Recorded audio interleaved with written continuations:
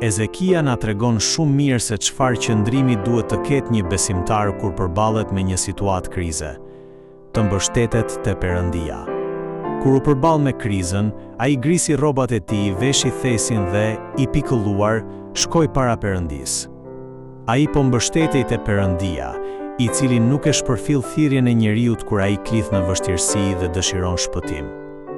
Nëse shohim vetëm tekstin e sotëm, mund të duket sikur Ezekia nuk bëri asgjë tjetër përveç se u lut.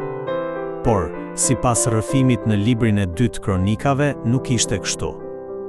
Ezekia siguroi ujë, riparoi muret, ndërtoi kulla vrojtimi, përgatiti armët dhe organizoi ushtrinë. Pasi përgatiti me zell gjithçka që mund të bënte vet, ai u lut Perëndisë. Kjo ndodhi sepse ai e dinte se, sado që të përgatitej dhe të bënte më të mirën, nuk mund ta kapërcente krizën vetëm me përpjekjet dhe aftësitë e tij. Prandaj, Ezekia bëri gjithçka që duhej të bënte nga ana e tij, por në fund u mbështet te Perëndia. Përballë një krize, gjëja më aktive që mund të bëjmë është lutja. Megjithatë, nuk është qëndrimi i duhur të mos bëjmë asgjë dhe vetëm t'i lutemi Perëndisë. Ne duhet të bëjmë gjithçka që mundemi për ta kapërcyer krizën, por duhet të kujtojmë se përpjekjet dhe përgatitjet tona nuk janë ato që sjellin shpëtimin. Prandaj, duhet t'ia besojmë çdo rezultat Perëndisë dhe të mbështetemi tek ai. Në fund të fundit, gjëja më e rëndësishme që besimtari duhet të mbajë fort në mes të krizës nuk është fuqia e tij, por fuqia e Perëndisë. Ne duhet të përgatisim kuajt për ditën e betejës, por fitoria i përket Zotit dhe për këtë arsye mbështetemi tek ai. Kali është gati për ditën e betejës, por fitoria i përket Zotit. Senakeribi rendit një vendet që paraardhësit e tij kishin pushtuar, dhe thot se ata jo vetëm i kishin pushtuar të gjitha këto vende, por edhe i kishin shkatruar plotësisht, duke i kthyer në rrënoja. Pastaj thot diçka shumë domethënëse.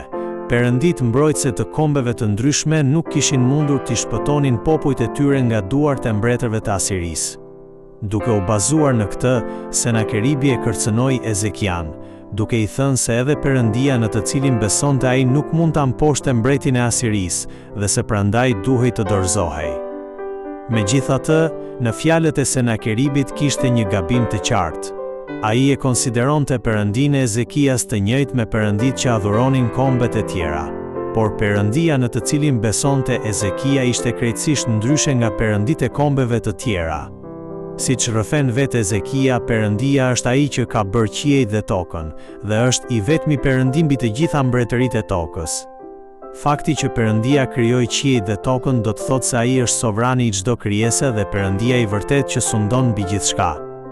Edhe vetë jeta dhe vdekja e Senakeribit ishin nën sovranitetin e Perëndisë. Prandaj, Senakeribi, i cili e blasfemoi Perëndinë dhe u ngrit me krenari kundër tij, nuk kishte rrugë tjetër veç se të përballej me gjykimin e Perëndisë dhe të vdiste. Ktu qëndron edhe arsyeja pse duhet të mbështetemi te Perëndia. Perëndia nuk është njëri prej shumë perëndive të kësaj bote. Ai është i vetmi Perëndi i vërtet mbi të gjitha mbretëritë e tokës.